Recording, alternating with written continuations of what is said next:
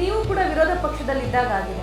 ಇಲ್ಲ, ನಾವು ಯಾರು ತಪ್ಪು ಮಾಡಿದ್ದಾರೆ, ಯಾರ ಮೇಲೆ ಆಪಾದನೆ ಇದೆ ಅವ್ರ ಮೇಲೆ ಧಿಕ್ಕಾರ ಕೂಗ್ತಾ ಇದ್ರು.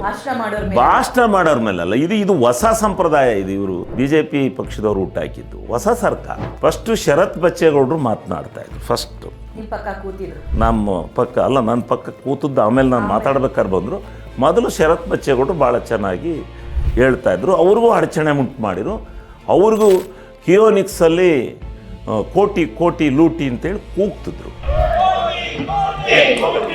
ಎಂತ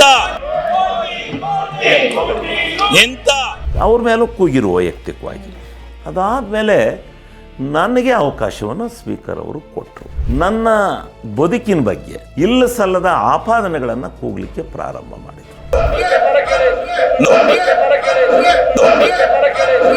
ಇದು ಇವತ್ತಿಂದಲ್ಲ, ಇಲ್ಲಿ 2 ವರ್ಷದಿಂದ ಅಲ್ಲಿ ವೇದವಾಸ ಕಾಮತ್ತನ್ನವರೊಬ್ಬರು, ಶರಣು ಸಲಗಾರನರು, ಸುರೇಶ್ ಗೌಡರು, ಇನ್ನು ಇತರೆಯವರು BJP ಒಂದು 4, 7, 8, 10 ಜನ ಆ ಮೂಲೆಯಲ್ಲಿ ನನ್ನ ಭಾಷಣ ಮಾಡೋಕ್ಕೆ ಎದ್ದ ತಕ್ಷಣ, ನನ್ನ ವಿಚಾರ ಮಂಡನೆ ಮಾಡಲಿಕ್ಕೆ ಎದ್ದ ತಕ್ಷಣ ನನ್ನ ಭಾಷಣ ಯಾರಿಗೂ ಕೇಳಬಾರ್ದು, ನನಗೆ ಅಡಚಣೆ ಉಂಟು ಮಾಡಬೇಕು, ನಾನು ಏನು ಪ್ರಿಪೇರ್ ಆಗಿ ಬಂದಿರ್ತೀನಿ ಯಾವ ವಿಚಾರನ ಮಂಡನೆ ಮಾಡಬೇಕು ಅಂತ ಅದನ್ನು ತಪ್ಪಿಸ್ಬೇಕು, ದಾರಿ ತಪ್ಪಿಸ್ಬೇಕು ಅಂತಕ್ಕಂಥದ್ದು ಅವ್ರ ಉದ್ದೇಶ.